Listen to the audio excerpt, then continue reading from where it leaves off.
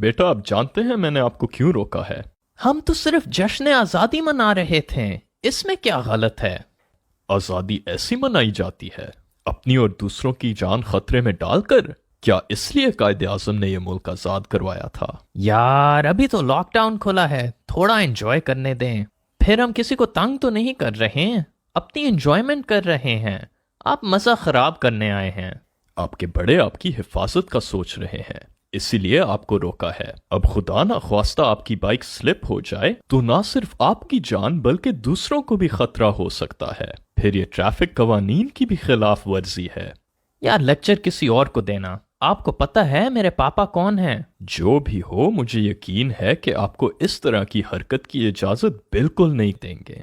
زیادہ تنگ نہ کرو، میرے پاپا بہت بڑے آفیسر ہیں، میں ابھی انہیں کال کرتا ہوں، سیدھا کر دیں گے تمہیں۔ ارے واہ، پھر تو مجھے ان سے لازمی بات کرنی پڑے گی، ان کو یہاں ہی بلا لیں۔ مشتاق صاحب آپ کا بہت شکریہ جو آپ نے مجھے بلوا لیا۔ کوئی بھی ماں باپ اپنے بچوں کو ایسی حرکتوں کی اجازت نہیں دے سکتے۔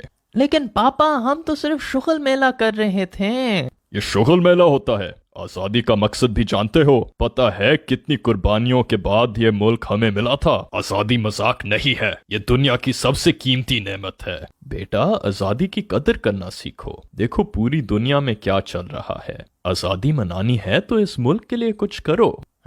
سوری انکل، میں نے اس طرح تو سوچا ہی نہیں، مجھے تو بس اپنی انجوائمنٹ کی فکر تھی۔ سوری سے کام نہیں چلے گا، میں تو سمجھا تھا کہ میں نے تمہیں ساری زندگی رولز ریگولیشن سکھا کے ایک اچھا ذمہ دار شہری بنایا ہے۔ ہم روز دعا کرتے ہیں کہ اللہ ہمارے بیٹے کی حفاظت فرما، اور تم اب چالان اپنی جیب سے بھرو، اور 1 مہینے تک تمہاری موٹر سائیکل چلانے پہ پابندی ہے۔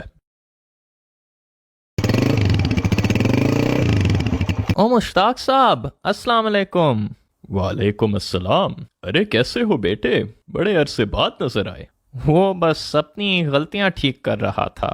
بیٹا تمہیں اس طرح دیکھ کے مجھے بہت خوشی ہوئی، انشاءاللہ تم ایک دن ضرور ترقی کرو گے۔ یاد رکھنا میری تمہارے ساتھ کوئی ذاتی دشمنی نہیں ہے بیٹا، بس میں تم سب بچوں کو اچھا اور ذمہ دار شہری دیکھنا چاہتا ہوں تاکہ ہمارا ملک سب سے اچھا ملک بن جائے اور ہم سب ایک دوسرے کا خیال رکھیں اور امن اور بھائی چارے سے رہیں۔ یہی ہماری آزادی کا مقصد ہے۔ بے شک